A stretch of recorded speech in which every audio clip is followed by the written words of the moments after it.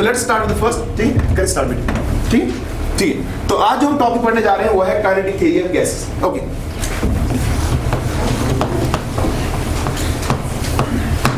Kinetic theory of gases.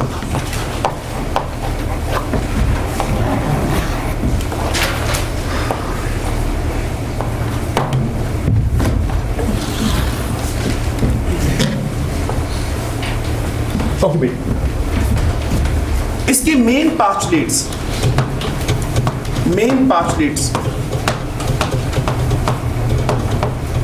आप साथ साथ कॉपी करेंगे। फर्स्ट पास्टुलेट, इस थ्योरी के हिसाब से every gas is made up of extremely small particles which में बी एटम्स और मॉलिक्यूल्स। जैसे सिंपल सी बात है, हम जानते हैं बेटे, जैसे हम जानते हैं कि जो नाइट्रोजन गैस है, नाइट्रोजन गैस बना है N2 मॉलिक्यूल्स का, है कि बेटे। चावल उसके कंपैरिजन में हमारे पास जो नोबल गैस है, हीलियम, नियॉन, आर्गन, क्रिप्टन, ये सारे के सारे बने हैं क्या? Noble gas atoms. तो पहला पास्टुलेट जो है ना, every gas is made up of extremely small particles which may be atoms or molecules. Point number 1, note करिए। Every gas is made up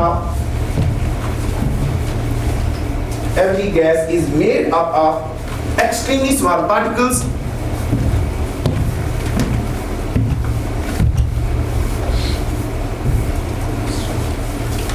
every gas is made up of extremely small particles which may be atoms और molecules. ठीक है बेटे। साथ ही और एक बात जो हमें, ठीक बेटे, एक पर्टिकुलर गैस के सारे पार्टिकल्स, जो कि मैंने ऊपर बताया, या तो एटम हो सकते हैं या एक गैस के सारे particles are identical in mass as well as in size as well as in shape. क्या कहने का मतलब, जैसे अगर मैं आपको बोलूं मेरे पास है ऑक्सीजन गैस का एक सैंपल, तो ऑक्सीजन गैस बना है O2 मॉलिक्यूल का। क्या एक O2 मॉलिक्यूल और दूसरा O2 मॉलिक्यूल आपस में डिफरेंशिएबल है? उनका मास सेम है, उनका साइज सेम है और उनका, तो फिर मैं ऐसे बोलूं, इसी पर ये पास्टुलेट नंबर 1 ही है, यानी इसी को कंटिन्यू करेंगे थोड़ा ऐसे। All the particles of the gas are identical in mass, size and shape. All the particles of a gas are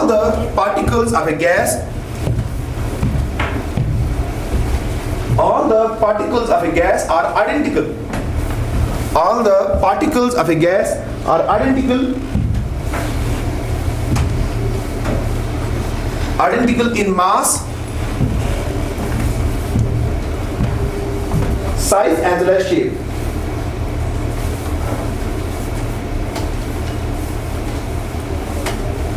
ठीक है बेटी। पास्टुलेट नंबर 2 बेटी, इस थ्योरी का दूसरा पास्टुलेट देख बेटी। मैं आपसे एक सवाल करने जा रहा हूँ, गौर करने वाली बात है। ये जो हमारा रूम है ना, जिसमें भी आप बैठे हैं, क्या इसमें एयर मौजूद है? चावल। और हम जानते हैं एयर जो है ना, ये बेसिकली मिक्सचर है ना बेटी। एयर में जो मेन कॉन्स्टिट्यूएंट्स हैं वो है ऑक्सीजन गैस है, कार्बन डाइऑक्साइड गैस है कि नहीं बेटी? ठीक है, नाइट्रोजन गैस है and so on so fourth. Okay, समझने वाली बात ये है, इस रूम में जो एयर मौजूद है, अगर उस एयर वाले मॉलिक्यूल्स को कंप्रेस किया जाए, क्या किया जाए, और उनके दरमियान जो फ्री स्पेस है उसको मैं रिमूव करूं, तो मुझे बताओ, अगर मैं उस सारे गैस को कंप्रेस करूं, और कंप्रेस करने के बाद जो उसका एक्चुअल वॉल्यूम होगा, जो उसका क्या होगा, मुझे बताओ, वो इस रूम के कंपेरिजन में कितना होगा?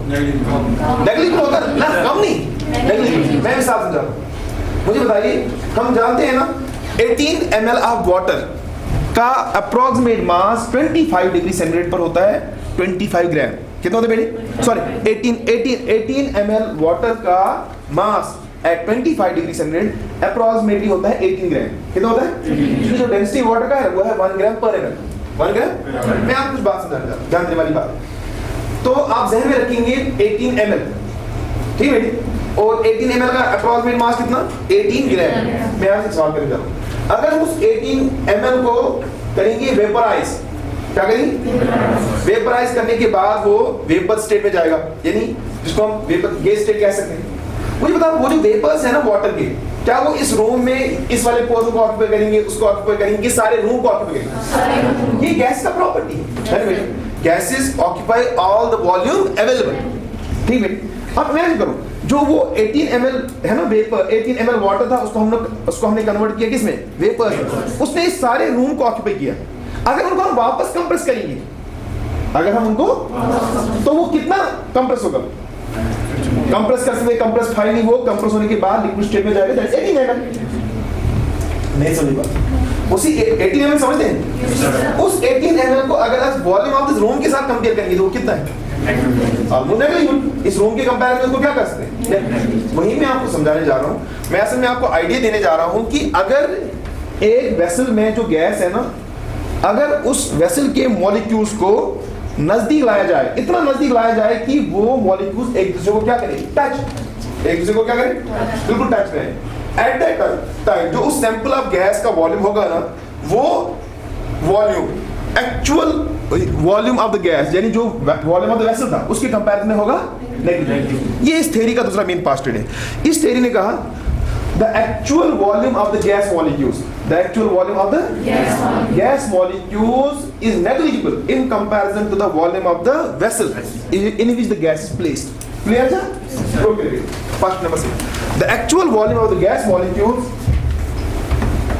the actual volume of the gas molecules is negligible. The actual volume of the gas molecules is negligible. The actual volume of the gas molecules is negligible in comparison to the volume of the vessel.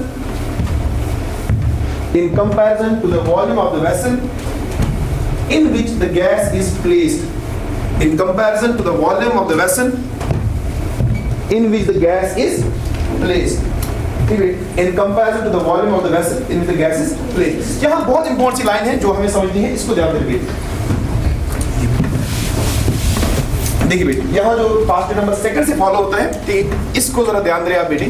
मुझे बताइए, मैं आपसे सवाल करने जा रहा हूँ, जब आप किसी गैस, मान लो for the sake of argument, ये जो हमारा रूम है ना, ठीक है, ये हमारा रूम है, ऑलमोस्ट इसको हम अप्रोक्सीमेट कर सकते हैं क्यूब से, ठीक है।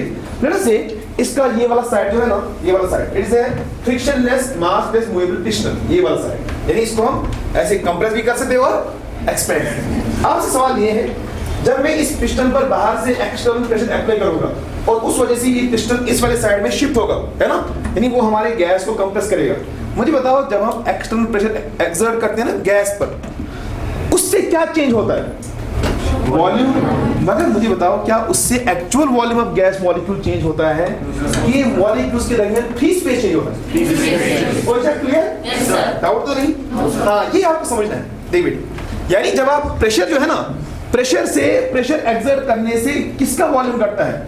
वॉल्यूम जो घटता है ना, वो मॉलिक्यूल का वॉल्यूम घटता नहीं। यानी अगर मैं मॉलिक्यूल को अप्रोक्सीमेट करूं स्फीयर, है ना, और उसका जो एक्चुअल वॉल्यूम होगा that will be 4/3 pi r cube. अरे बेटा, ये सारे प्रेशर ना एक्सर्ट कर, प्रेशर ना पिस्टन वालों दोनों को कंप्रेशन कर, ठीक है। देन से क्या sir, molecule volume 4/3 pi r क्यों चेंज?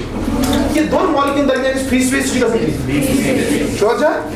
तो जो फ्री स्पेस है ना between the molecules of a gas, उसको बोलते हैं बेटे कंप्रेसिबल वॉल्यूम। क्या था?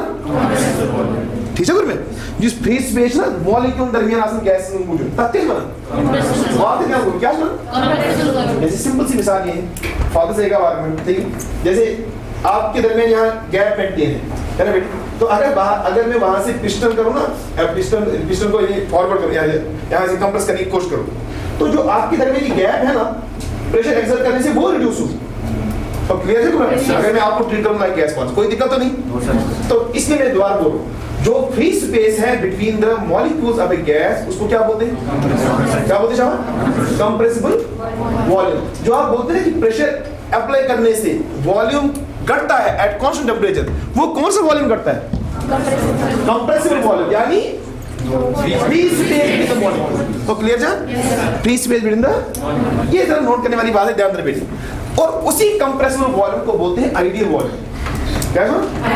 जो आपने यूज किया था ना, PV = nRT, PV = वहां आप देखते हैं P is nRT/V, यानी प्रेशर का रिलेशन वॉल्यूम के साथ क्या है? इनवर्स। या मैं ऐसे लिखता हूं V = nRT/P।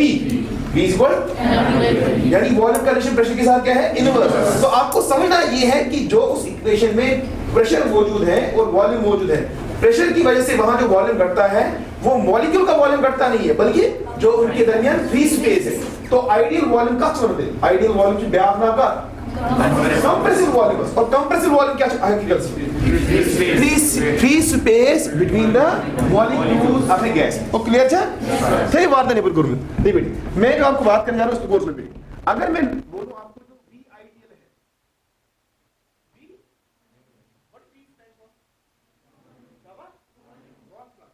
V आइडियल की बेसिक फॉर्मूला का बराबर जानने वाली बात वो है, जानते बेटी V आइडियल की दूसरा नाम है V कंप्रेसिबल का। अच्छा जब मुझे पता मैंने V कंप्रेसिबल किसको बोला, free space between the molecules. तो इसको बोलना वाटर, ये हम इससे पहले पढ़ चुके हैं कि हमने अप्रोक्सीमेट किया था volume of the gas, volume of the vessel, it means the gas place with formula जी। ओके भाई, तो मैं लिखूं ये हुआ, ये V से मैंने रिप्रेजेंट किया volume of the vessel. Volume of the, क्या हकीकत में ये volume of the vessel V compressible है? शाबाश, क्या हकीकत में ये जो वॉल्यूम ऑफ द वेसल है ना, क्या यही V कंप्रेसिबल है? बात तो करो। हाँ देखो, नहीं है बिल्कुल सही बोलो, नहीं है बिल्कुल सही बोलो, बताओ तुम्हें। हाँ एग्जैक्टली, बल्कि क्योंकि इसी वॉल्यूम ऑफ द वेसल है ना, आप सोच रहे क्या वॉल्यूम कम, वो अलग बात है। कुछ वॉल्यूम ऑक्यूपाई किया है किसने, बोलो तो भाई, किसने ऑक्यूपाई किया है? बात तो करो, ये वो किसने ऑक्यूपाई किया है? मॉलिक्यूल ने। क्या वो मॉलिक्यूल का वॉल्यूम मॉडिफाई कर सकते हैं? तो प्रेशर एक्सर्ट करने से क्या मॉडिफाई होगा, बोलो तो तो मैं फिर बोलूं जो V कंप्रेसिबल है ना, वो सिंपली वॉल्यूम ऑफ वेसल के बराबर नहीं है, हकीकत में वो बराबर है V माइनस V एक्चुअल। ये जो है ना, ये V एक्चुअल में क्या लिखा हूं, V एक्चुअल, ये V एक्चुअल में लिखा हूं जो हकीकत में एक्चुअल वॉल्यूम ऑक्यूपाई वाले शाबाश गैस मॉलिक्यूल। ठीक है, वॉल्यूम ऑफ वेसल को मैं अगर सबट्रैक्ट करूं, उतना वॉल्यूम वेसल का जो ऑक्यूपाई किया है हकीकत में किसने, मॉलिक्यूल ने, है ना भाई। तो उनको सबट्रैक्ट करने के बाद जो बचेगा ना, वॉल्यूम ऑफ द वेसल को V एक्चुअल सबट्रैक्ट कर दो, तो फिर बचेगा क्या, फ्री स्पेस। और उसी फ्री स्पेस का नाम क्या है, बात तो कर भाई। हाँ V कंप्रेसिबल, क्या दूसरा नाम, V आइडियल, आइडियल वॉल्यूम। समझ रहा नहीं समझ रहा? अब देख बेटे, यानी वॉल्यूम ऑफ द वेसल को मैं जब actual volume occupied by the gas molecules करूंगा सबट्रैक्ट, वो बनेगा V कंप्रेसिबल, उसी का दूसरा नाम क्या है? मगर गौर से वाली बात है, इस थ्योरी ने उसको अप्रोक्सीमेटली रखा किसके बराबर, V के बराबर। जरा क्यों? क्योंकि उसने अभी ऊपर रिस्पांस लिखा, the actual volume of the gas molecules is negative. बात तो कर, the actual volume of the gas molecules is negative in comparison to, बोलो तो, in comparison to, श्योर हो? क्योंकि इस थ्योरी ने इस टर्म को माना नेग्लिजिबल, इसलिए वॉल्यूम ऑफ वेसल को जब हम ये सबट्रैक्ट करेंगे उसको हम अप्रोक्सीमेटली रख सकते हैं क्या, वॉल्यूम ऑफ द वेसल। यानी काइनेटिक थ्योरी ऑफ गैसेस ने V आइडियल जो कि V कंप्रेसिबल होता है बेसिकली, उसको एग्जैक्टली रखा किसके बराबर, किसके बराबर, किसके बराबर, श्योर हो? डाउट तो नहीं? नोट करो, बहुत इंपॉर्टेंट।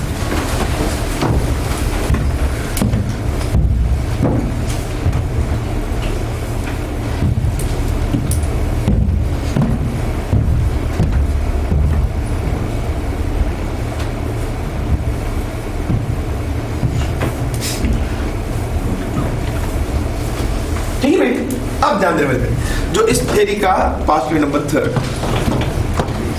देखिए बेटी, मुझे बताइए, समझने वाली बात है, मुझे बताओ जो कॉन्स्टिट्यूएंट पार्टिकल्स ऑफ गैस है ना, उनके दरमियान किस टाइप के फोर्स होते हैं? आपसे सवाल है, क्या उनके मॉलिक्यूल्स ऑफ गैस के दरमियान रिपल्सिव फोर्स होते हैं या अट्रैक्टिव फोर्स होते हैं? श्योर है? बोलो, रिपल्सिव फोर्स होते हैं, अट्रैक्टिव फोर्स होते हैं? हाँ दोनों होते हैं। बहुत अच्छी बात है, दोनों होते हैं। क्यों दोनों होते हैं? शाबाश। अगर आप बात नहीं करेंगे मैं कल से क्लास नहीं आऊंगा, ये बात याद रखो। When you speak only you will learn. हाँ, जब आप बात करेंगे ना, आप किससे शर्माते हैं? मुझे पूरा भरोसा है आपको कुछ नहीं आता। मैं आपको सही बोल रहा हूं, मुझे पूरा भरोसा है 100% आपको कुछ नहीं आता। अगर आपको कुछ नहीं आता देन स्पीक एंड लर्न। ये बात याद रखो, लर्न करने में मैं बार बार इससे पहले भी आपको बोल चुका हूं कि सीखने में कोई शर्म नहीं। मैं इस स्टेज पर इतनी सारी पढ़ाई करने के बाद मैं आज भी लर्न करता हूँ, तो इसमें क्या फॉल्ट है? ठीक बेटी, आप डरे मत, अगर आपका आंसर गलत भी होगा ना, आई विल अप्रिशिएट, बट जो आपके जहन में है ना, जो आपके जहन में आता है उसको आप बोलो। अगर आप सही हुए तो आई विल अप्रिशिएट, अगर आप गलत हुए तो मैं रेक्टिफाई करूंगा आपको, मैं बोलूंगा भाई ये गलती है, इस तरह से सोचूंगा। ठीक बेटी, तो नहीं मत आप, ठीक बेटी। मैं दोबारा बोल, जो मॉलिक्यूल्स है गैस की, लेट्स से हम एग्जांपल ले, यही नाइट्रोजन मॉलिक्यूल की बात है। ठीक है, मैंने एक नाइट्रोजन मॉलिक्यूल को इस तरह से इस स्फीयर से रिप्रेजेंट किया, और दूसरा ये नाइट्रोजन मॉलिक्यूल है, इस तरह से इसको रिप्रेजेंट किया। लेट्स से मुझे बताओ नाइट्रोजन गैस के मॉलिक्यूल्स के दरमियान जो है ना, किस टाइप का फोर्स हो सकता है? शाबाश, रिपल्सिव फोर्स, अट्रैक्टिव फोर्स, की दोनों? बोलो। अच्छा ठीक, क्या आपने अभी तक ये सुना है कि लाइक चार्ज रिपेल करते हैं और अपोज चार्ज अट्रैक्ट हो? ओके, अब मुझे बताओ नाइट्रोजन मॉलिक्यूल जो है, क्या नाइट्रोजन मॉलिक्यूल में, गौर सुना, क्या नाइट्रोजन मॉलिक्यूल में 14 प्रोटॉन्स मौजूद हैं? What is the atomic number of nitrogen? बोलो तो। और एटॉमिक नंबर का मतलब होता है number of protons in a positive charge nucleus of an atom. क्योंकि नाइट्रोजन मॉलिक्यूल आपका 2 नाइट्रोजन एटम का बना है कि नहीं बेटी? तो उसमें कितने? 14 प्रोटॉन्स हैं। क्या एक नाइट्रोजन मॉलिक्यूल में 14 इलेक्ट्रॉन्स हैं? क्या एक नाइट्रोजन मॉलिक्यूल में 14 इलेक्ट्रॉन्स हैं? बोलो तो। है या नहीं है? अगर है बेटे तो फिर समझने वाली बात है, इसका मतलब इस नाइट्रोजन मॉलिक्यूल में पॉजिटिव चार्ज पार्टिकल्स, प्रोटॉन्स भी हैं और इलेक्ट्रॉन। तो सेम इज ट्रू हियर। क्या ये पॉसिबल है इस नाइट्रोजन मॉलिक्यूल्स के इलेक्ट्रॉन्स इस नाइट्रोजन मॉलिक्यूल के इलेक्ट्रॉन्स को क्या करेंगे? रिपेल करेंगे, अट्रैक्ट करेंगे। व्हाई? जो है वो रिपेल करते हैं। इस नाइट्रोजन मॉलिक्यूल के जो प्रोटॉन्स हैं वो इसके प्रोटॉन्स को, अब तो बोलो, रिपेल करेंगे। इस नाइट्रोजन मॉलिक्यूल के प्रोटॉन्स इस नाइट्रोजन मॉलिक्यूल के इलेक्ट्रॉन को क्या करेंगे? बात तो करो, श्योर हो? इस नाइट्रोजन मॉलिक्यूल के प्रोटॉन्स है ना बेटे, इस नाइट्रोजन मॉलिक्यूल के इलेक्ट्रॉन्स को, यानी इसका मतलब ये हुआ गैस मॉलिक्यूल्स के दरमियान पॉसिबिलिटी है अट्रैक्टिव फोर्स की भी और क्लियर है? हाँ ठीक, क्लियर है कि नहीं? हाँ ठीक है, तो रिपल्सिव फोर्स भी डेवलप हो सकते हैं और अट्रैक्टिव फोर्स भी डेवलप हो सकते हैं। हाँ, अब सिर्फ कंडीशन ये बन सकता है, आप बोलेंगे सर अगर रिपल्सिव फोर्स भी डेवलप होते हैं, अट्रैक्टिव फोर्स भी डेवलप होते हैं, कंडीशन इस तरह होता है कि किसी पर्टिकुलर कंडीशन में रिपल्सिव फोर्स रहेगी डोमिनेंट, और किसी पर्टिकुलर कंडीशन में, बात तो कर भाई, किसी पर्टिकुलर कंडीशन में अट्रैक्टिव फोर्स रहेगी डोमिनेंट, किसी पर्टिकुलर कंडीशन में, किसी पर्टिकुलर कंडीशन में, बात कर, मगर फोर्स दोनों मौजूद है या नहीं? फोर्स दोनों प्रेजेंट है या नहीं? हाँ, किसी पर्टिकुलर सिचुएशन में attractive force will remain dominant और किसी पर्टिकुलर कंडीशन में, बात कर भाई, repulsive force will remain, sure है? हाँ, तो अब मैं जो बात करने जा रहा हूं, मगर मैं एक बात करने जा रहा हूं, जिस टाइप का भी फोर्स आप सोच रहे हैं मॉलिक्यूल्स के दरमियान, ठीक है, ये हम झगड़ा बाद में रिजॉल्व करेंगे कि डोमिनेंट अट्रैक्टिव फोर्स है या डोमिनेंट रिपल्सिव फोर्स। लेकिन जो टाइप समझते हैं, नेचर ऑफ द फोर्स क्या है? Nature of the force is electrostatic in nature, या जिसको आपने आपके 9th क्लास या लोअर क्लास में सुना होगा, कूलॉम्बिक फोर्स। कूलॉम्ब का सुना है कभी? अच्छा, ये नहीं सुना है? आपके 9th क्लास में था ना ये, है कि नहीं बेटे? अगर आपके पास 2 चार्ज है, एक पर चार्ज है Q1, दूसरा चार्ज है Q2, और वो they are at distance r, उनके दरमियान फोर्स कितना होता है? F equal A times constant Q1 r। तो नहीं सुना? बोल भाई, मैं नहीं सुना। अब समझने वाली बात है, फिर समझने वाली बात ये है कि जो 2 मॉलिक्यूल्स के दरमियान फोर्स डेवलप हो सकता है, हमने अभी ये एज्यूम कर लिया कि इनके दरमियान डेवलप हो सकता है अट्रैक्टिव फोर्स भी, और मगर उसका जो नेचर होगा, उसका जो वो होगा इलेक्ट्रोस्टैटिक इन नेचर। बोल भाई, कौन सा? श्योर हो? Electrostatic in nature. मगर इलेक्ट्रोस्टैटिक फोर्सेस एंड और बात इलेक्ट्रोस्टैटिक फोर्स है बेटे, इसका इनवर्स रिलेशनशिप है किसके साथ? डिस्टेंस के साथ। बोलो भाई, किसके साथ? है या नहीं? इसका इनवर्स रिलेशन किसके साथ? बोलो तो। डिस्टेंस के साथ क्या है? बहुत अच्छी बात है। यानी इस नाइट्रोजन मॉलिक्यूल और इस नाइट्रोजन मॉलिक्यूल के दरमियान जो डिस्टेंस होगा ना मेरी, वो डिसाइड्स इनके दरमियान जो किस तरह का डाइपोल डेवलप हो सकता है, वो बात की बात है। लेकिन इसके दरमियान और इसके दरमियान जो अट्रैक्टिव फोर्स डेवलप हो सकता है, उसका डिस्टेंस के साथ रिलेशनशिप क्या है? इनवर्स। मैं क्यों बता रहा हूँ, समझ आएगा। जो इस थ्योरी का पास्टुलेट नंबर 3 है, क्योंकि पास्टुलेट नंबर 2 में आपने सीखा कि जो एक्चुअल वॉल्यूम है गैस मॉलिक्यूल्स का, वो नेग्लिजिबल है in comparison to volume of the vessel. Indirectly आपने क्या कंक्लूड किया? इनडायरेक्टली आपने ये कंक्लूड किया जो वेसल है ना, वेसल में जो मॉलिक्यूल्स हैं उनके दरमियान फ्री स्पेस ज्यादा है कि कम है? बहुत ज्यादा है, तभी तो आपने एक्चुअल वॉल्यूम को क्या किया? नहीं समझ रहे हो? यानी जो actual volume of the gas molecules है ना उसको आपने नेगलेक्ट किया in comparison to volume of the vessel. Indirectly आप लोगों को ये समझा रहे हैं कि जो मॉलिक्यूल्स के दरमियान फ्री स्पेस है वो ज्यादा है, यानी उनके दरमियान जो डिस्टेंस है ना, एवरेज डिस्टेंस हम कह सकते हैं, सही वर्ड है एवरेज डिस्टेंस, वो बहुत ज्यादा है। अब उस एवरेज डिस्टेंस का मतलब क्या हुआ? यानी अगर दो मॉलिक्यूल्स के दरमियान एवरेज डिस्टेंस ज्यादा है, इस थ्योरी के हिसाब से ये एवरेज डिस्टेंस इतना ज्यादा है कि प्रैक्टिकली जो गैस मॉलिक्यूल्स के दरमियान फोर्स हो सकता है, और उस फोर्स का नाम हम क्या रखेंगे? इंटरमॉलिक्यूलर फोर्स, वो होगा नेग्लिजिबल, होगा क्योंकि मॉलिक्यूल के दरमियान हकीकत एट एक पर्टिकुलर टाइम पर इतना डिस्टेंस है, एवरेज में वो डिस्टेंस इतना लार्ज है, उसकी वजह से इनके दरमियान जो आपस में इंटरेक्शन है वो interaction is almost equal to, बोलो दो, almost equal to zero. Negligible समझते हो? Is almost equal to zero, वही मतलब हुआ नेग्लिजिबल। तो इस थ्योरी ने हमको इस तरह से किया। नेक्स्ट थर्ड इंपॉर्टेंट पार्ट, इसका सेंटर पार्ट है, सुनने दो पहले। द इंटर पार्टिकल फोर्सेस, या बोल सकते हो the intermolecular forces among the gas molecules is negligible, note करो, हाईलाइट करो, फर्स्ट नंबर पे the intermolecular forces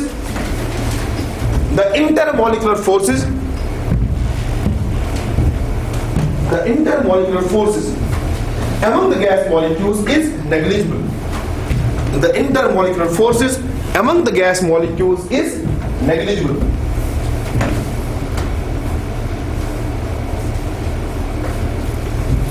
The intermolecular forces among the gas molecules is शाबाश, इस तरीके के हिसाब से वो नेग्लिजिबल है, यानी इनके दरमियान प्रैक्टिकली कोई फोर्स, बहुत अच्छी बात है। दूसरी इंपॉर्टेंट बात, और एक बात जो आपको जहन में रखनी है बेटे, इस थ्योरी में बहुत इंपॉर्टेंट सी बात, और ये की उसको गौर से बेटे मुझे बताओ, नाइट्रोजन मॉलिक्यूल जो है ना, पार्थ जान को नाइट्रोजन मॉलिक्यूल का मास कितना है बेटे?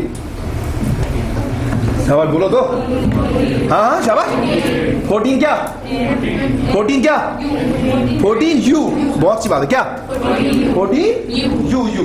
हाँ, अगर मैं बोलूं नाइट्रोजन का मॉलिक्यूलर मास है, molecular mass 14 is a number, 14 is a number, उसके साथ कुछ नहीं जोड़ना है। लेकिन अगर मैं बोलूं mass of one molecular nitrogen कितना है, वो है 14 यू, बोलो तो 14। तो मैं अगर यहां लिखूं मास, मैं क्यों बता रहा हूं अभी आपको समझ आएगा। मास ऑफ नाइट्रोजन मॉलिक्यूल जो है ना वो बेसिकली है 14 यू, और अगर हम इस यू को कन्वर्ट करें ग्राम में तो हम जानते हैं कि यू जो है ना एटॉमिक मास यूनिट, वो होता है इक्वल 1.66056 इंटू 10 पावर, बोल भाई माइनस क्या 10⁻24 ग्राम्स। अगर केजी में लिखेंगे 10⁻27, बोलो तो केजी। आपको ना तो नहीं, जो लॉकडाउन है ना उनने सब कुछ आपकी हालत ही खराब कर दी है। कोई बात नहीं, it's okay, we will restore इंशाल्लाह। तो समझने वाली बात ये है कि जो है ना, आपको पता है एटॉमिक मास यूनिट एएमयू जिसको बोलते हैं, या जिसका सिंबल है यू, एलिमेंट आज कन्वर्शन कोएफिशिएंट से बराबर, ठीक। अगर याद नहीं कोई बात, याद करो कितना होता है 1.24 ग्राम।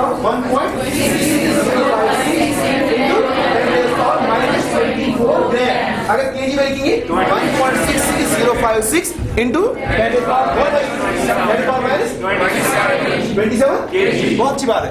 तो मेरे पास अगर मैं एक नाइट्रोजन मॉलिक्यूल का मास लिखूं, गौर से बेटी, वो आएगा 14 इंटू 1.66056 इंटू 10⁻27 शाबाश केजी, ठीक है बोल एक मॉलिक्यूल का। अगर मैं बोलूं, गौर वाली बात है, अगर मैं आपको बोलूं, यहां ध्यान दो बेटी, ठीक बेटी, तो आप पहले पास्ट करो, उसके बाद लिखा करो, पहले ये समझो। अगर मैं आपको बोलूं इस एक नाइट्रोजन मॉलिक्यूल पर ग्रेविटेशनल फोर्स कितना होगा, शाबाश, इस एक मॉलिक्यूल ऑफ नाइट्रोजन पर ग्रेविटेशनल फोर्स कितना होगा, शाबाश, mg नहीं होगा भाई, बोलो तो कितना होगा भाई, mg होगा नहीं होगा, बोल भाई, होगा कि नहीं होगा, कितना होगा, श्योर हो? तो अगर मैं आपको बोलूं इस नाइट्रोजन मॉलिक्यूल पर जो ग्रेविटेशनल फोर्स होगा, ग्रेविटेशनल फोर्स होगा, आप बोलेंगे सर वो होगा mg, तो mg हुआ, वो हुआ 14 इंटू इसका मास एक 1.66056 इंटू 10⁻, बोल भाई -27, ये है ना, और इंटू करूं g का वैल्यू 9.8, क्या मैं अप्रोक्सीमेट 10 को मानूं, श्योर हो? तो ये मैंने माना 10 mg। अब ध्यान देने वाली बात है, अगर हम इसको मल्टीप्लाई भी करेंगे ना तो ये वैल्यू बनेगा 14 इंटू 1.66056 into 10 is power, बात कर भाई, 10 power minus 26, श्योर हो? अब ध्यान दे बेटी, बेटे हालांकि ये 2 नहीं है, 1.66056 माइनस 2, ऐसा मानो नहीं फिगर 2 थी, हालांकि 2 बराबर जो इसका अप्रोक्सीमेशन, इस मानो कि यहाँ से 1.66, इस मानो में जन मानो में 2 बराबर, 2 into 4 कितना, 2 into 7, 2 into 4 हुआ 8 और 1 है ना, और इसका तो 28 बन गया, 28 को मल्टीप्लाई क्या करना है, 10 रेज़ पावर, अगर ये भी मानन ना, हालांकि इसे 28 बराबर किया, बस गुजर आपके लिए समझाने के लिए बोल रहा हूं, लड़ा से ये 28 भी था, तो 28 को बाद में मल्टीप्लाई क्या रहेगा, 10 रेज़ पावर, बात कर भाई, 10 पावर माइनस 26, अगर इसको हम लिखेंगे ना प्रॉपर्ली, तो लेट्स सपोज में यू गो ना ये बराबर, यू गो 0 पॉइंट, तरफ का 0 शेप, ना थोड़ा 28 जब 24 zeros, हाँ भाई, और भाई कितने, और लास्ट में क्या आएगा 28, आपको नहीं समझ आ रहा है, हाँ तो 0 हो गया, 0 के बाद हो गया 0, 0 कितने 0, 24, फिर लास्ट में क्या, यानी जो ग्रेविटेशनल फोर्स एक मॉलिक्यूलर नाइट्रोजन पर है वो है 0.00000, कितने 0, तो एक मॉलिक्यूलर नाइट्रोजन में ग्रेविटेशनल फोर्स कितना है, 0 नहीं है, बोल भाई 0 है नहीं है, श्योर हो? आप बोलेंगे सर नहीं 0 पॉइंट समथिंग है, मगर देखो 0 फिर 24 जीरो है, 0.00024 जीरो फिर 28, तो प्रैक्टिकली जो ग्रेविटेशनल फोर्स है ना मॉलिक्यूल्स ऑफ गैस पर, बोल भाई क्या वो बहुत स्ट्रॉन्गर फोर्स है कि नेग्लिजिबल है? तो इस थ्योरी ने यही किया, इस थ्योरी ने कहा एक जो इन मॉलिक्यूल्स के दरमियान आपस में फोर्स है वो भी 0 है, और जो ग्रेविटेशनल फोर्स है बोलो तो भाई, ग्रेविटेशनल फोर्स भी कितना 0 है,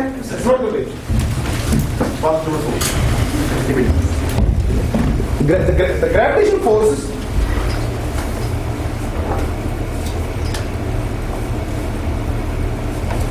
gravitational force of the gas molecules is also negligible, is also negligible, यानी उसको भी हम नेगलेक्ट कर सकते हैं और 0 मान सकते हैं, और वो that is very good approximation, that is very ये बहुत अच्छी approximation है जो हमने समझी कि इन पर जो ग्रेविटेशनल फोर्स है वो भी होंगे ऑलमोस्ट इक्वल टू 0, बात से गुड मिलता है। नेक्स्ट देखने बेटी, ग्रेविटेशनल फोर्स इसके 0, ओके नेक्स्ट फास्ट नंबर 4 देख बेटी, मैं आपसे बात करने जा रहा हूं, ध्यान देने वाली बात है, और क्या पूछ बात देख बेटी, मुझे बता जो गैस मॉलिक्यूल्स है ना, जो गैस मॉलिक्यूल है एक वेसल में, गैस मॉलिक्यूल जो एक वेसल में है, ध्यान देने वाली बात है, वो रैंडमली मूव कर रहे हैं, वो रैंडमली क्या करें, रैंडमली मूव कर रहे हैं, मूव कर रहे नहीं कर रहे, मूव कर रहे in different direction, in different direction, the molecules of a gas are in constant rapid motion, are in constant rapid motion, they move in different directions with different speeds, है ना, and during this motion they collide with each other as well as with the walls of the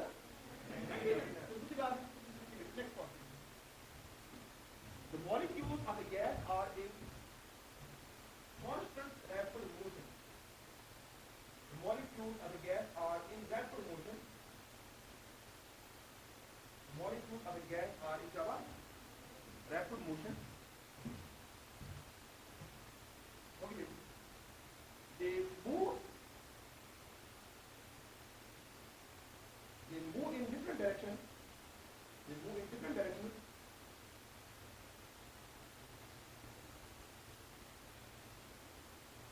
they move in different, and thus undergo collisions with each other as well as with the walls of the container, and thus undergo collisions with each other as well as with the walls of the container, and thus undergo collisions with each other as well as with the walls of the container, and thus undergo collisions with each other as well as with the walls of the container. ध्यान देने वाली बात, देख बेटी, अब जरा इसको समझे बेटी, गौर करने वाली बात है, देख बेटी, ध्यान देने वाली बात है, इसको जरा देखें, देखो बेटी, क्या मॉलिक्यूल्स के दरमियान, ये दो अलग अलग बातें, इसको समझना है, क्या मॉलिक्यूल्स के दरमियान आपस में इंटरमॉलिक्यूलर फोर्स है, इस थ्योरी के हिसाब से, क्या इस थ्योरी के हिसाब से मॉलिक्यूल की दरमियान इंटरमॉलिक्यूल फोर्स बोलो तो इसमें इसको कितना माना? 0 ना, मतलब 0 कितना माना? 0 है। अब मैं जो बात करने जा रहा हूं, दूसरा सवाल, क्या मॉलिक्यूल्स एक दूसरे पर फोर्स एक्सर्ट कर रहे हैं? देखो ये बात समझ लीजिए, एक हुआ मॉलिक्यूल के दरमियान फोर्स है, दूसरा हुआ क्या मॉलिक्यूल एक दूसरे पर फोर्स एक्सर्ट करते हैं। हाँ, मॉलिक्यूल एक दूसरे पर फोर्स एक्सर्ट कर सकते हैं, कर सकते हैं, हाँ, कोलिजन, लेकिन एक बात है, इसको समझ लीजिए, जैसे मैं एक मॉलिक्यूल ऑफ गैस, मान लो मैं M2 मॉलिक्यूल, वो भी M2 मॉलिक्यूल, वो वहां है, मैं यहाँ हूं, तो इसकी और मेरे दरमियान अभी जो है ना फोर्स कितना है? 0। लेकिन अगर वो वहां से ट्रैवल कर रहा है, मैं यहाँ से ट्रैवल कर रहा हूँ, है ना, तो during collision, there is a possibility of change of momentum. There is a possibility of change of possibility क्या? There is a change of momentum. जब कोलिजन होगा तो वहां क्या होगा? change of momentum per second को क्या बोलते हो? change of momentum per second को क्या बोलते हो? इनको पता ही नहीं। आपने कभी नहीं सुना है F is equal force equal dp by dt, नहीं सुना है कोई? तो आपको पता नहीं चाहिए, ध्यान में क्या? ठीक है, तो जब इनके दरमियान कोलिजन होगा या वॉल्व वेसल के साथ कोलिजन होगा, तो उस दौरान हो सकता है चेंज ऑफ मोमेंटम, और चेंज ऑफ मोमेंटम पर सेकंड को हम क्या बोलते हैं? इसका मतलब ये हुआ मॉलिक्यूल्स ऑफ गैस फोर्स एक दूसरे पर एक्सर्ट कर सकते हैं, और मॉलिक्यूल्स ऑफ गैस वॉल्व और वेसल पर भी फोर्स एक्सर्ट कर सकते हैं। हाँ, लेकिन आपस में जो इनका फोर्स है, आपस में जो इनका बिफोर कोलिजन जो आपस में इनका फोर्स है, इसको बोलते हैं इंटरमॉलिक्यूलर फोर्स, वो कितना है? 0। इस केस के साथ क्लियर है? क्लियर है? तो इसका मतलब ये हुआ मॉलिक्यूल ऑफ गैस एक दूसरे पर फोर्स एक्सर्ट कर सकते हैं, या वॉल्व और वेसल पर फोर्स एक्सर्ट कर सकते हैं ड्यूरिंग कोलिजन। ठीक है, और वो किस रीजन की वजह से? Because during collision there is a change of momentum, and change of momentum पर सेकंड को क्या बोलते हैं? फोर्स। है ना बेटा? ठीक है, मुझे बताओ, अगर फोर्स एक्सर्ट कर रहे हैं, ठीक है, अगर फोर्स एक्सर्ट कर रहे हैं, तो हम जानते हैं प्रेशर जो है ना, प्रेशर होता है फोर्स पर यूनिट एरिया। अब समझिए मेरी बात, ठीक है? अब देखिए, तो इस वेसल में मॉलिक्यूल्स है गैस की, समझने वाली बात बेटी, तो ये कोलाइड कर रहे हैं किसके साथ? वॉल्स के साथ, एक दूसरे के साथ भी कर रहे हैं। मुझे बताओ, जब ये वॉल्स और वेसल के साथ कोलाइड कर रहे हैं, ठीक बेटी, तो दे बाउंस बैक, ठीक बेटी, जी बेटी, इसके साथ कोलाइड किया, वॉल तो अपनी जगह रहा, तो these molecules will bounce back, bounce back, मगर इस collision of molecules with the gas off gas with the walls और वेसल के दौरान तो वो चेंज ऑफ मोमेंटम, और चेंज ऑफ मोमेंटम पर्सन को क्या बोलते हैं? फोर्स, और फोर्स पर यूनिट एरिया को क्या बोलते हैं? तो इसका मतलब ये हुआ कि जो प्रेशर है ना, जो गैस एक्सर्ट करेगी, क्या प्रेशर, मगर वो प्रेशर किसकी वजह से एक्सर्ट करेगी? Because of collision. नहीं समझ पा, बिकॉज़ ऑफ व्हाट? लेकिन कोलिजन होने के बाद होता है चेंज ऑफ मोमेंटम, और चेंज ऑफ मोमेंटम पर्सन को क्या बोलते हैं? फोर्स, और फोर्स पर एरिया को क्या बोलते हैं? और समझ रहा नहीं समझ रहा बोल भाई? ठीक है बेटा, तो इस थ्योरी ने कहा pressure exerted by gas, pressure main part, pressure exerted by a gas is directly proportional to, किसको directly proportional? number of collisions, number of collisions of gas molecules per second per unit area, number of collisions per second के साथ related force, और per unit area बाद में किसके साथ related pressure। Clear है? तो इस स्टेज ने कहा pressure exerted by a gas is directly proportional to number of बात कर भाई, number of per second। Next part, pressure exerted by gas, pressure exerted by gas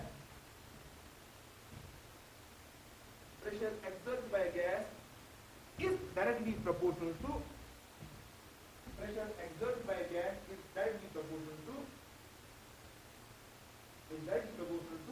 number of collisions of gas molecules, is directly proportional to number of collisions of gas molecules, is directly proportional to number of collisions of gas molecules, number of collisions of gas molecules per second per unit area, is directly proportional to number of collisions of gas molecules per second per unit area। बहुत अच्छी बात, ध्यान देने वाली बात। देखिए बेटा, next देखिए बेटी, ठीक बेटी, मुझे बता, एक बात मैं आपसे सवाल करने जा रहा हूँ। देखिए बेटी, मुझे बताओ, अगर मेरे पास, ध्यान देना, इसको गौर सुनना, मैं जो बात करने जा रहा हूँ बेटी, अगर मेरे पास ये एक कंटेनर ऑफ गैस है, ये कंटेनर ऑफ शाबाश, और इसमें है प्रेजेंट मॉलिक्यूल्स ऑफ गैस, इनके दरमियान कोलिजन होते हैं, इनके दरमियान क्या होते हैं, कोलिजन होते हैं। लेट अस से ये सैंपल ऑफ गैस जो है ना, ये है एट टेम्परेचर T, ये है टेम्परेचर। अगर मैं इस सैंपल ऑफ गैस को जो कि कंटेनर में है, इसको इस टेबल पर रखूं, इस टेबल पर रखूं, ठीक है, मुझे बताओ क्या इस टेबल पर रखने के बाद क्या इस गैस का जो अंदर गैस है इसका टेम्परेचर ऑटोमेटिकली खुद डिक्रीज होगा या इंक्रीज होगा कि सेम रहेगा? अच्छा, कोई लड़ाई झगड़ा नहीं भाई, मुझे कोई जल्दी नहीं, मैं आपको समझा के रहा हूँ। घर में आप गैस सिलेंडर यूज करते हैं, करते ही नहीं करते? ओके, वो जो गैस सिलेंडर है ना, गैस सिलेंडर में गैस है, ठीक है बेटी, गैस सिलेंडर में गैस है, क्या उस गैस सिलेंडर का जो गैस है ना, क्या उसका टेम्परेचर ऑटोमेटिकली खुद ही डिक्रीज होता है, खुद ही डिक्रीज होता है, खुद ही डिक्रीज होता है, फाइनली इक्वल हो जाता है? बोलो तो, बात तो करो, कैसा दो सबको, हाँ श्योर हो? यानी उसका टेम्परेचर डिक्रीज, मैं ये बात क्यों कर रहा हूँ, समझ आएगा। दूसरी बात, हाँ आप बोलेंगे सर फिर उस गैस का टेम्परेचर कितना हो, मैं बोलूंगा उस गैस का जो गैस सिलेंडर आपके घर में है उसका टेम्परेचर वही है जो सराउंडिंग का, जब तक सराउंडिंग का टेम्परेचर T है उसका भी अंदर टेम्परेचर क्या है, T। अब जो मैं बात कर रहा हूँ उसको बोल दूंगी, लेकिन जो अंदर गैस मॉलिक्यूल्स है क्या उनके दरमियान कोलिजन हो रहे हैं? बात तो करो, जो अंदर गैस मॉलिक्यूल्स है उनके दरमियान कोलिजन हो रहा है नहीं हो रहा है? बोलो तो भाई, हो रहे हैं कोलिजन, मगर होते हैं दो टाइप, एक को बोलते हैं इलास्टिक कोलिजन, एक को बोलते हैं इनइलास्टिक कोलिजन। इलास्टिक कोलिजन जो मतलब दोनों कोलिजन जिनमें दौरान रोज क्या momentum as well as energy, kinetic energy conserve, और इनइलास्टिक कोलिजन जो मतलब तुमन जिनमें दौरान क्या रोज conserve momentum but there is no conservation of energy. Okay clear है? इनइलास्टिक कोलिजन के दौरान there is loss of energy during collision in the form of heat, in the form of heat. अब मैं सवाल करने जा रहा हूं दोस्तों, अगर हम ये एज्यूम करके चलते कि अंदर जो गैस मॉलिक्यूल्स हैं, अंदर जो, क्योंकि ये तो क्लियर है कि they are in rapid motion, they are constantly moving in different directions, when they are moving in different directions there has to be collision, there has to be collision होना लाजमी है। अगर इनके दरमियान कोलिजन हुए और उस कोलिजन के दौरान पॉसिबिलिटी है there can be loss of energy in the form of, possibility है there can be loss of collision, there can be loss of energy in the form of heat, मगर वो तब जब इनके दरमियान कोलिजन होते क्या इनइलास्टिक। लेकिन अगर इलास्टिक होते, अगर इलास्टिक होते तो there will be no loss of energy in the form of heat. Clear है? अभी हमने कंक्लूड नहीं किया इलास्टिक है या इनइलास्टिक। अब हम पहले एज्यूम करके चलते हैं लेट अस से इनइलास्टिक थे, अगर इनइलास्टिक होते तो मॉलिक्यूल जब कोलाइड करते तो उनके दरमियान ठीक कोलिजन के बाद there will be some loss of kinetic energy, some loss of in the form of heat, जो कि सराउंडिंग में चला जाता। और हम जानते हैं टेम्परेचर जो है, टेम्परेचर क्या होता है भाई, टेम्परेचर क्या होता है शाबाश बोलो तो, टेम्परेचर डिफाइन करो। हाँ, temperature is a measure, temperature is an index, temperature is a measure या index of average kinetic energy possessed by the particles of the system. Temperature एक इंडेक्स है जो हमें आइडिया देता है regarding the average kinetic energy, शाबाश, average kinetic energy of the particles of a system. मैं आपसे सवाल करने जा रहा हूं, ध्यान दे बेटे, अगर यहां कोलिजन्स होते इनइलास्टिक, क्या होते तो there would have been some loss of kinetic energy in the form of heat. अगर वहां some loss of kinetic energy होता है in the form of heat तो वहां होना चाहिए डिक्रीज ऑफ टेम्परेचर। मगर हम प्रैक्टिकली ऑब्जर्व करते हैं कि जब हम किसी सिलेंडर को रखते हैं ना किसी रूम में, क्या उसका टेम्परेचर चेंज होता है? बोलो तो, सो लॉन्ग हम उस पर कोई एक्सटर्नल वर्क ना करें तो क्या उसका टेम्परेचर चेंज होता है? आप बोलेंगे सर एक्सटर्नल वर्क क्या होगा? एक्सटर्नल वर्क नहीं हुआ, मान लो आपने उस वेसल के साथ करंट में रखा, यहाँ उसको आइस ट्यूब रखे साइड में, देयर इज समथिंग अदर है, वो जीरो ग्लास थर्मोस है, temperature will flow from higher temperature to, sorry heat will flow from higher temperature to, that is something different. मैं बोल रहा हूं, मैंने ये मान लो ये मेरे पास है एक कंटेनर उस गैस में, विदाउट डिस्टर्ब मैंने इसको यहाँ रखा आइसोलेशन में, so long it is kept in isolation, ठीक, क्या इसका टेम्परेचर इंक्रीज होता है, डिक्रीज होता है कि सेम रहता है? सेम रहता है ना। so it is a very good approximation, it is a very good idea कि we will assume that जो अंदर मॉलिक्यूल्स के दरमियान कोलिजन होते हैं, जो अंदर मॉलिक्यूल्स के दरमियान, क्या वो इलास्टिक होने चाहिए कि इनइलास्टिक? हाँ, अगर आपसे बोले आपने कैसे, अगर आपसे कोई ये सवाल करें कि आपके पास क्या लॉजिक है आपको, क्योंकि अगर हमारे पास एक आइसोलेटेड सैंपल ऑफ गैस है विदाउट डिस्टर्बिंग इट, उसका टेम्परेचर चेंज ऑटोमेटिकली चेंज नहीं होता, खुद ब खुद चेंज नहीं होता, अगर वो खुद ब खुद चेंज नहीं होता, this is a reflection of the idea, this is a reflection of the idea कि इनके दरमियान जो कोलिजन होने चाहिए, बोल भाई क्या होनी चाहिए? हाँ, परफेक्टली इलास्टिक, सही बोला। तो ये इस तरीके का नेक्स्ट बहुत इंपॉर्टेंट पार्ट है, the collisions among the gas molecules as like the walls of container are perfectly elastic. The collisions among the gas molecules, as well as with the walls of the container. The collisions among the gas molecules, as well as with the walls of the container are perfectly elastic. The collisions among the gas molecules, the collisions of the gas molecules, ठीक है?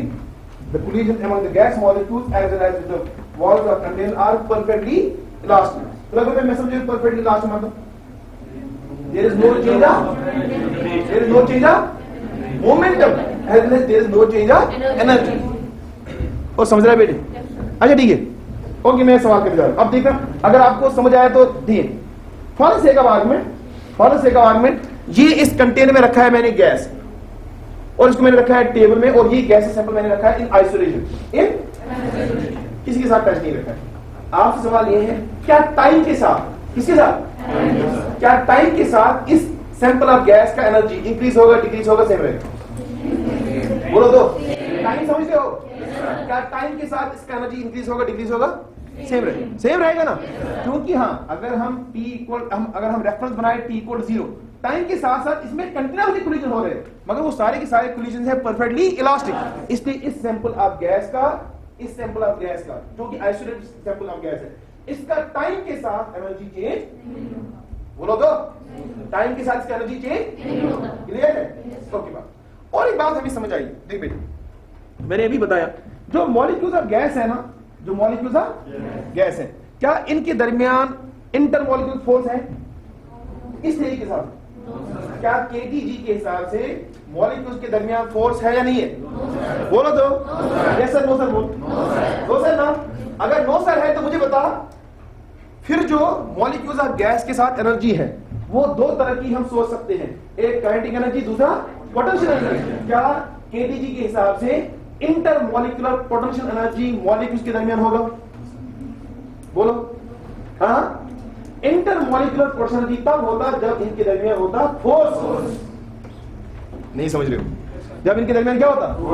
आप define करते हो gravitational क्या, potential energy. Gravitational potential energy कब define करते हो? जब पहले दो ऑब्जेक्ट्स के दरमियान क्या होगा, ग्रेविटेशनल फोर्स। अगर इनके दरमियान फोर्स ही नहीं है तो बोलो तो, अगर इनके दरमियान फोर्स ही नहीं है तो बोलो उनका पोटेंशियल एनर्जी कितना?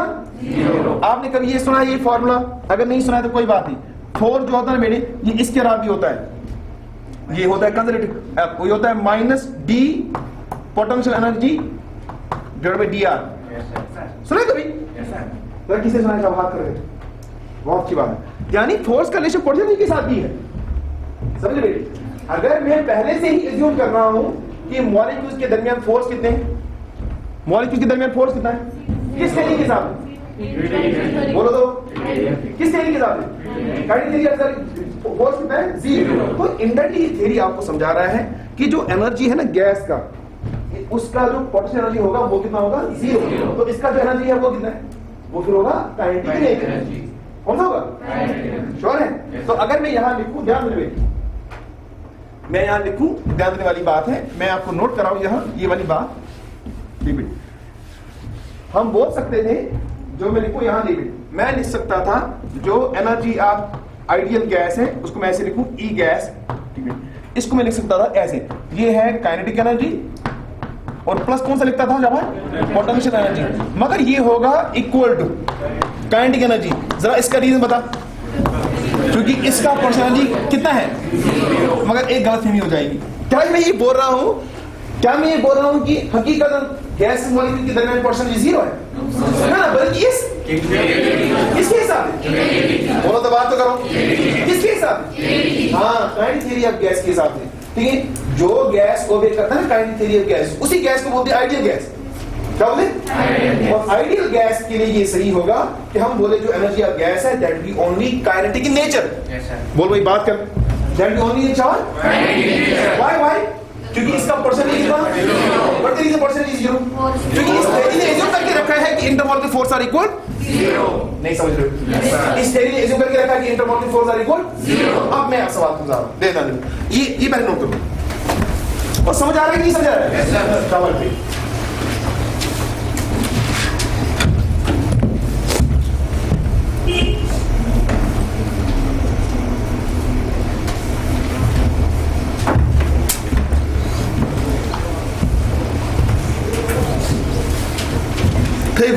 देख मिनट, मगर मैं ये हम इससे पहले पढ़ चुके भी हैं और आपने सुना भी होगा कि जो काइनेटिक एनर्जी होता है ना बेटे, काइनेटिक एनर्जी होता है उसका डायरेक्ट रिलेशनशिप होता है किसके साथ? Temperature in kelvin. सुना है कभी? yes, sir. आपने कभी ये सुना है temperature is an index of average kinetic energy called by the particles of the shower system? क्योंकि आप जो है ना आइडियल गैस का एनर्जी कौन सा है? काइनेटिक है, पोटेंशियल है कि दूर है? काइनेटिक है. तो फिर जो एनर्जी ऑफ आइडियल गैस है ना, it should be a function of temperature. बात तो करो. तो ये इस थ्योरी का one of the basic part है, यानी the energy of the gas, the kinetic energy of the gas molecules, the energy of the gas molecules is directly proportional to temperature in Kelvin. So clear tha? Yes, sir. The kinetic energy of the gas molecules, the kinetic energy of the gas molecules, the kinetic energy of the gas molecules, the kinetic energy of the gas molecules is directly proportional to the kinetic energy of the gas molecules is directly proportional to temperature in shabash Kelvin. The kinetic energy of the gas molecules is directly proportional to temperature in Kelvin. थे good में बात करने पे देख बेटे, ध्यान देने वाली बात है. मैं आपसे सवाल करने जा रहा हूँ. गोश्त बेटे, देख बेटे, इसको जरा सुनना बेटी. मुझे बताओ, मेरे पास है अभी ये मेरे पास वेसल है और इस वेसल में ये मेरे पास है गैस मॉलिक्यूल. ओके, ये मेरे पास है गैस मॉलिक्यूल. ठीक है बेटे, मुझे बताओ है ना, जो गैस मॉलिक्यूल्स के दरमियान जो होगा ना, जो एवरेज डिस्टेंस को ट्रैवल करेगा बिटवीन टू सक्सेसिव कोलिजन्स, ठीक है, या जो पाथ होगा ना मॉलिक्यूल का बिटवीन टू सक्सेसिव कोलिजन्स. देखो मैं समझा रहा हूं दो सक्सेसिव कोलिजन मतलब क्या. ये बेटे, ये मॉलिक्यूल है ना, ये किसी और के साथ पहले कोलाइड करके आया है ना बेटी. लेट्स से अब ट्रैवल कर रहा है यहां, है ना, इस डायरेक्शन में ट्रैवल कर रहा है. ठीक है, इस डायरेक्शन में ट्रैवल कर रहा है और यहां ट्रैवल होने के बाद लेट्स से इसको ये मॉलिक्यूल मिला, ये किसी और डायरेक्शन से आ रहा था, इनके दरमियान कोलिजन हुआ. अब ये अपना पाथ करेगा क्या? मॉडिफाई. ठीक है, क्योंकि जब तक ये दो मॉलिक्यूल कभी डिस्टेंस कर रहा था ट्रैवल, ठीक है, उस दौरान इस पर कोई फोर्स है. दोबारा सुनो. ठीक है, यहां इसके साथ किसी ने कोलाइड किया तो फोर्स एक्सर्ट हुआ, लेकिन अब जब ये ट्रैवल कर रहा है ना यहां, इस दौरान इस पर कोई फोर्स है? बोलो तो. हाँ है या नहीं है? एक बात बोलो, नहीं है ना. अगर इस पर इस दौरान जब ये यहां से लेकर यहां तक ये डिस्टेंस ट्रैवल कर रहा है, इस पर कोई फोर्स नहीं है, ना ही इंटरमॉलिक्यूलर फोर्स है, ना ही और ना ही ग्रेविटेशनल फोर्स है. ग्रेविटेशनल फोर्स भी नेग्लिजिबल है, ना ही इंटरमॉलिक्यूलर फोर्स है, ना ही. मुझे पता ये पाथ कैसा होना चाहिए? क्या ये पाथ होगा कर्व्ड पाथ होगा, पैराबोलिक पाथ होगा, स्ट्रेट लाइन? बोलो तो. श्योर हो? कहां से फॉलो होता है? कहां से फॉलो होता है कि स्ट्रेट लाइन होगा? ओ भाई, सिंपली फॉलो होता है from Newton's law of motion. देखो बेटी, मुझे बताओ, मैं एक पार्टिकल हूं, I have got some velocity, है ना, एंड आई एम ट्रैवलिंग. ठीक, मुझे बताओ, सो लॉन्ग मुझ पर कोई फोर्स नहीं एक्सर्ट नहीं हुआ, क्या मैं अपना पाथ मॉडिफाई करूंगा? Yes sir, no sir. बोल. मेरा पाथ कब मॉडिफाई होगा? जब मुझ पर कोई फोर्स. बोलो तो भाई. अब अगर मैं एज्यूम कर रहा हूं कि फोर्स सिर्फ इस पॉइंट पर एक्सर्ट हुआ था, जो कब कोलाइड हुआ था, कोलिजन के बाद इसमें इंटरमॉलिक्यूलर फोर्स भी 0, ग्रेविटेशनल फोर्स भी 0, तो जब तक इसका दूसरा कोलिजन नहीं होगा तब तक जो इसका ये पाथ होगा, बोलो तो भाई, क्या हो जाए? श्योर है? तो मैं ऐसे बोलूं, the path of the molecule between two successive collisions will be a ये स्टेटमेंट किन दो स्टेटमेंट का कॉन्सिक्वेंस है? ये स्टेटमेंट किन दो स्टेटमेंट्स का कॉन्सिक्वेंस है? हाँ, gravitational force is equal 0 and intermolecular force is equal 0. Gravitational force are equal 0 and intermolecular force are 0. ये इन दो स्टेटमेंट्स का कॉन्सिक्वेंस है कि बाय कॉन्सेप्ट दो मॉलिक्यूल, एक मॉलिक्यूल का जो पाथ होगा between two successive collisions, it has to be a straight line. बात तो करो, it has to be a straight line. Good. The path of the molecule, the path of the molecule, the path of the molecule, the path of the molecule between two successive collisions, the path of the molecule between two successive collisions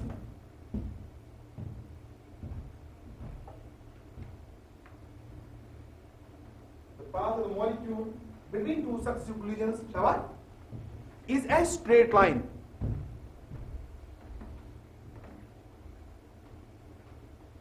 straight line, इस तरीके के साथ। बहुत important बात है, ध्यान देने वाली बात। अब मैं सवाल करने जा रहा हूं कोर्स में। लेट अस से for the sake of argument, नहीं बेटी मैं बोलूं ये मॉलिक्यूल है ना, मैं एक ही मॉलिक्यूल को नोट करने जा रहा हूं, नहीं बेटी लेट अस से ये मॉलिक्यूल किसी एक मॉलिक्यूल ये पहले किसी के साथ कोलाइड करके आया है। अब ये मॉलिक्यूल यहां पहुंचा, ये मॉलिक्यूल ये मॉलिक्यूल सेम ही है, यहां से किसी ने इसके साथ कोलाइड किया और ये यहां पुश हुआ। क्या ये मैं बोल रहा हूं कि ये अलग मॉलिक्यूल है? नहीं, मैं इसको यही मॉलिक्यूल मान रहा हूं। मैं बोलूं इसके साथ किसी ने कोलाइड किया और कोलाइड करने के बाद यहां ये ट्रबल हो, और उसके बाद इसके साथ किसी और ने कोलाइड किया और कोलाइड करने के बाद इस डायरेक्शन में ट्रबल हो। लेट अस से for the sake of argument, ठीक है। फिर इसके साथ किसी ने कोलाइड किया और उसको इस डायरेक्शन में पुश किया, ठीक है, और फिर इस डायरेक्शन में इसको पुश किया, ठीक है। ये डिस्टेंस यहां से यहां स्ट्रेट लाइन, यहां से यहां, यहां से यहां, यहां से यहां, शाबाश। मगर मैं बोल रहा हूं अगर मैं इस डिस्टेंस को बोलूं L1, इस डिस्टेंस को बोलूं L2, इसको बोलूं मैं L3, इसको बोलूं मैं L4, इसको बोलूं मैं L5, क्या ये L1 और L2 बराबर होगी? बोलो दो। यस सर, नो सर, बोलो दो। नो सर ना, समझाओ क्यों? क्योंकि ये जो कोलिजन है ना, कोलिजन से आपका रैंडम, तो जो सिस्टमैटिक, बोलो भाई, रैंडम है कि सिस्टमैटिक? देखो रैंडम का क्या मतलब हुआ? रैंडम का मतलब ये हुआ कि आपने मुझे ऑब्जर्व किया t equal 0, t equal 0। Systematic का पहले ये मतलब हुआ अगर मेरे पास t इक्वल 0 पर एक कोलिजन हुआ था मेरे पास, और लेट से t इक्वल 1 सेकंड पर मेरे साथ एक कोलिजन होता, और फिर t इक्वल 1 सेकंड और एक 1 सेकंड तक मेरे साथ कोई कोलिजन नहीं होता, नहीं 1 सेकंड के बाद एक कोलिजन होता, तो it is sort of systematic. But क्या कोलिजन ऐसे होंगे? ये पॉसिबल है कि जब t इक्वल 0 से पहले आपने मुझे ऑब्जर्व किया, मुझे किसी मेरे साथ किसी ने कोलाइड किया, उसने मुझे आगे भेजा, है ना। अभी मैं पॉइंट, अभी मैंने थोड़ा सा ही डिस्टेंस ट्रैवल किया होगा, किसी ने यहां से आगे कोलाइड करके मुझे यहां पुश किया, और फिर मैं जब यहां पुश हुआ, ऐसा पॉसिबल है कि बहुत टाइम तक मेरे साथ किसी ने कोलाइड नहीं किया और मैंने बहुत डिस्टेंस ट्रैवल किया, यहां मेरे साथ किसी ने पुश किया, मुझे यहां पुश किया, नहीं मैं यूं ही पूछा, यहां किसी ने कोलाइड किया, वहां पुश किया, तो क्या ये L1 L2 L3 L4 बराबर? ऐसा नहीं होता, बोलो है ना। I am not maintaining the social distance, okay, I will try, देना इंसान पूर्ण रूप में हो जाता है, ठीक है। तो ध्यान देने वाली बात ये है, क्या ये L1 L2 L3 या L4 इनसे बराबर है? बराबर है ऐसा? हाँ, इट्स पॉसिबल schon साधन कि हाँ रैंडमली किस डिस्टेंस है कि बराबर, मगर किसी का नेसेसरी का क्राइटेरिया, हाँ किसी का पॉसिबिलिटी, स्थिति बेटर ये कहेगी कि L1 अलग है, L2 अलग है, L3 अलग है, and so on so forth, ठीक है। तो मुझे बताओ जो दो कोलिजन के दरमियान डिस्टेंस ट्रैवल करेगा ना एक मॉलिक्यूल, क्या वो हमेशा बराबर होगा? नहीं ना बेटे। इसलिए लोगों ने क्या किया, लोगों ने एक सेकंड में, लेट अस से एक सेकंड में एक मॉलिक्यूल के साथ लेट अस से 100 कोलिजन हुए, कितने हुए? 100 कोलिजन हुए, और इस दौरान उसने ये डिस्टेंस ट्रैवल किया L1 L2 L3 L4। अगर मैं इन सारे डिस्टेंस का करूं सम, L1 plus L2 plus L3 plus L4 plus L एक सेकंड में, है ना, और फिर इसको डिवाइड करूं टोटल नंबर ऑफ कोलिजन, बोल भाई क्या करूं? टोटल नंबर ऑफ, तो ये मुझे देगा क्या? एवरेज डिस्टेंस जो ट्रैवल होगा, एक मॉलिक्यूल जो ट्रैवल करेगा बिटवीन टू सक्सेसिव कोलिजन, इसको बोलते हैं साइंस में मेरे मीन फ्री पाथ। क्या सर बोलते हैं? आप कर भाई क्या बोलते हैं? तो फिर मैं इसको द एवरेज डिस्टेंस, ये नोट करने वाली बात है, इसका पास्ट टेंस नहीं है, सिर्फ मैंने समझाया। The average distance travelled bye a molecule, the average distance between two successive collision is called, बोल दो भाई, is called mean free path. बोल दो, the average distance traveled by a molecule, the average distance traveled by a molecule between two successive collisions, the average distance traveled by a molecule between two successive collisions, the average distance traveled by a molecule between two successive collisions, the average distance traveled by a molecule between two successive collisions is called mean free path, is called mean free path. What is that? Look at it. It's called mean free path. सही से बोलूँ बात है. Look at it. मैं आपसे एक सवाल और एक आपसे आपके ज़हन में डालना चाहता हूँ. मुझे बताओ, बेटी, अगर मैं ये कहूँ, बेटी, मेरे पास, बेटी, कोसना, मेरे पास यहाँ मॉलिक्यूल्स ऑफ गैस है. Let's say n molecules of gas है ना बेटी? मेरे पास n molecules of let's say इसमें n मॉलिक्यूल्स ऑफ गैस है. क्या इन सारे मॉलिक्यूल्स आइडेंटिकल मास है, आइडेंटिकल साइज है, आइडेंटिकल शेप है, और सारा सैंपल ऑफ गैस मैंने रखा है एट टेंपरेचर T. क्या इन सारे मॉलिक्यूल्स का स्पीड सेम होगा? शाबाश. Yes sir, no sir? हाँ, मुझे गणित में कुछ नहीं पढ़ा है. बोलो तो आप लोगों ने कुछ नहीं कहा. वो जवाब देने आप लोगों ने नहीं समझ आ रहा है. मैं आपसे सवाल कर रहा हूँ. देखिए, क्या ये will it be a good approximation या will it be a good postulate कि हम कहें सारे मॉलिक्यूल का स्पीड बराबर है? गलत है ना? क्यों? बता क्यों? क्योंकि कोलिजन हो रहे हैं. देखो आप समझ नहीं रहे. क्योंकि क्या हो रहे हैं? बात क्या हो रही है? अगर हम ये मानते कि कोलिजन नहीं होते, फिर हम सोच सकते थे कि इनका स्पीड क्या होगा, मतलब क्योंकि इनके दरमियान रैंडम कोलिजन है. रैंडम कोलिजन का कॉन्सिक्वेंस ये है, रैंडम कोलिजन का कॉन्सिक्वेंस ये है, क्या कॉन्सिक्वेंस है? बोल भाई, कि इनका स्पीड क्या हो जाए, अलग अलग. क्लियर है? बोल भाई. इसीलिए लेट अस से मैं कहूं जो यहां इस सैंपल ऑफ गैस को एक्सेसिबल स्पीड्स है, लेट अस से वो स्पीड है V1. कौन सा बेटी? लेट अस से V2, मैं कहूं V3, मैं कहूं V4, मैं कहूं V5, लेट अस से अप टू इनफाइनाइट. मैं आपसे सवाल करने जा रहा हूं. मुझे बताओ, एक पर्टिकुलर टाइम पर एक पर्टिकुलर कितने मॉलिक्यूल्स होंगे ऐसे जिनका स्पीड होगा V1? शाबाश. अच्छा मुझे बताओ, ठीक, दोबारा कोई लड़ाई झगड़ा नहीं है हमारा, मेरे बेटी, हम आराम से सोचेंगे इस पर. मुझे बताओ, ध्यान देने वाली बात है, is it right way of thinking that we will say, कि इस सैंपल ऑफ गैस में एक मॉलिक्यूल का स्पीड V1 है? बोलो, is it right way of thinking? हाँ? Yes sir? Sure हो? No sir? कोई बात, मैं यही तो समझना है. It is a very wrong way to think कि हम कहें कि एक मॉलिक्यूल का स्पीड V1 है. जानते हैं क्यों? क्योंकि आप एक पोस्टुलेट को ध्यान में रखते हैं, दूसरे को नहीं ध्यान में रखते. अभी आपने कहा gas molecules are in constant rapid motion, they are continuously colliding. It carries no sense. Then we will say that at this time T, this molecule has speed V1. क्योंकि जिस टाइम आप बोलेंगे ना इसका स्पीड क्या है, V1, उसी time पर उसका कोलिजन हुआ होगा तो उसकी स्पीड चेंज क्या होगा? नहीं समझ रही बात कर भाई. जिस टाइम पर आप बोल रहे हैं इसका स्पीड V1 है, तो उसी टाइम पर पॉसिबल नहीं है उसके साथ कोलिजन होगी, उसने स्पीड क्या किया? चेंज किया नहीं किया? Is it right way of thinking कि हम कहें कि यहाँ एक मॉलिक्यूल का स्पीड है क्या, V1 एट टाइम T1? बोलो, is it right way of thinking to speak like this thing कि हम कहें एक मॉलिक्यूल का स्पीड V1 है at time T equal T1? Is it right way of thinking? Yes sir? No sir? No sir. Why? What the reason? It is not a correct way of thinking. What the reason? Reason ये है कि इनके दरमियान हो रहे हैं collision. इनके दरमियान हो रहे हैं, मैं मुझे कोई जल्दी नहीं, तुम जान लो. लेट्स से मैं कहूं इसमें मुझे बताइए कितने मॉलिक्यूल ऐसे होंगे, या मैं ऐसे बोलूं, लेट्स से क्या मैं ये बोल सकता हूं कि एक मॉलिक्यूल का स्पीड होगा 300 मीटर पर सेकंड?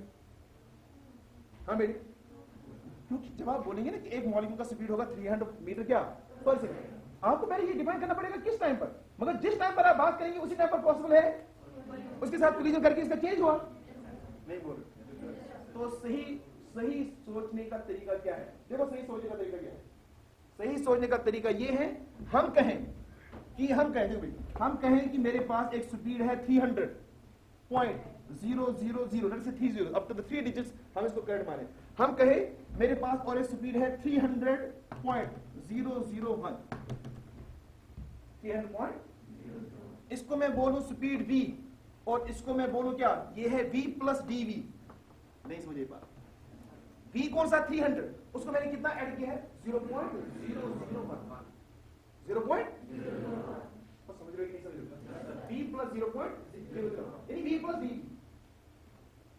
गैसेस सैंपल में जिसमें कंटिन्यूसली कोलिजन हो रहे हैं, इसमें करंट वे ऑफ थिंकिंग, सही तरीका सोचने का ये है कि हम कहें एक पर्टिकुलर टाइम पर कितने मॉलिक्यूल्स ऐसे होंगे, कितने मॉलिक्यूल्स जिनका स्पीड होगा 300.001 से लेके कहां तक 300.001। नहीं समझ पा, तो हमें एक रेंज डिफाइन करना पड़ेगा और हमें एक क्या डिफाइन करना पड़ेगा, हमें एक रेंज ऑफ स्पीड डिफाइन करना पड़ेगा छोटा सा।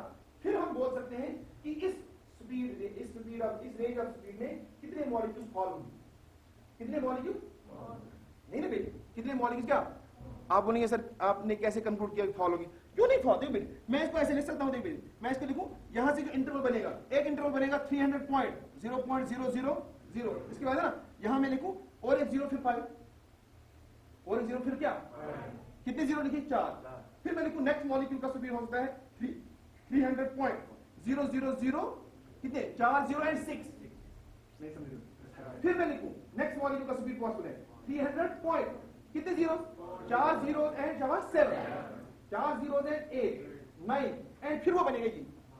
यानी ये बेसिकली ये दो स्पीड्स की वैल्यू नहीं है, बल्कि ये एक रेंज में ले रहा हूं between v and v plus v, क्योंकि molecules are continuously changing their speeds. It's a good way of thinking. It's a very logical way of thinking that we will speak like this, that how many molecules will have speed between v and v plus d. अच्छा ये idea develop जो ये ना इस idea से, इस idea को लेकर using the theory of probability, इस आइडिया को लेकर using the theory of probability, Maxwell एक साइंटिस्ट थे जिनने molecules of an ideal gas को डिस्ट्रीब्यूट किया among various possible values of speed, समझ रहे? तो उसमें जो आइडिया है ना, यही आइडिया जो मैं आपको समझाने जा रहा हूं, जो मैंने आपको बताया ऐसा क्यों है, ठीक है?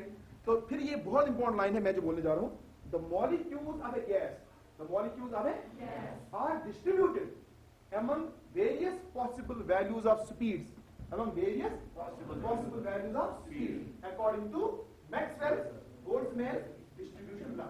Maxwell-Boltzmann distribution, फिर मैं इस थ्योरी की बात चला आपको बढ़ाऊंगा कि Maxwell-Boltzmann distribution law क्या बोलता है, लेकिन यहाँ मैं आपको ये आइडिया दे रहा हूँ कि it's a very logical way of thinking कि हम गैस में ये बात करें कि कितने मॉलिक्यूल का स्पीड है, क्या कितने मॉलिक्यूल का स्पीड है between v and v plus d। मैंने भी कहा 300.001 से लेकर 300.0, क्योंकि मॉलिक्यूल्स व्हाई, अच्छा मुझे बता आप ऐसा क्यों इस तरह क्यों सोच रहे हैं? क्योंकि जो मॉलिक्यूल्स ऑफ गैस एक वेसल में है, क्या उनका वेलोसिटी हर टाइम पर v1 ही रहता है, क्या v2 ही रहता है, कि वो कंटीन्यूअसली कोलाइड कर रहे हैं? If they are continuously colliding, they are continuously changing their speed. If they are continuously changing their speeds, it is very illogical. We will say that some molecule will have a speed of 300. We have to think like this thing. Then how many molecules will have a speed between 300.0001 to 300. और इसी तरह की सोच develop की किसने? Maxwell and Boltzmann ने। उन्होंने एक मैथमेटिकल लॉ पुट फॉरवर्ड किया जिसको आज हम जानते हैं मैक्सवेल बोल्ट्जमैन डिस्ट्रीब्यूशन लॉ। तो जो आइडियल गैस के मॉलिक्यूल्स हैं वो various possible values of speed में डिस्ट्रीब्यूट है according to what? Maxwell Boltzmann distribution law. What do they? The molecules of a gas are distributed. The molecules of a gas are distributed. The molecules of a gas are distributed. The molecules of a gas are distributed. The molecules of a gas are distributed among various possible values of speed. The molecules of a gas are distributed among various possible values of speeds according to Maxwell's Boltzmann distribution law.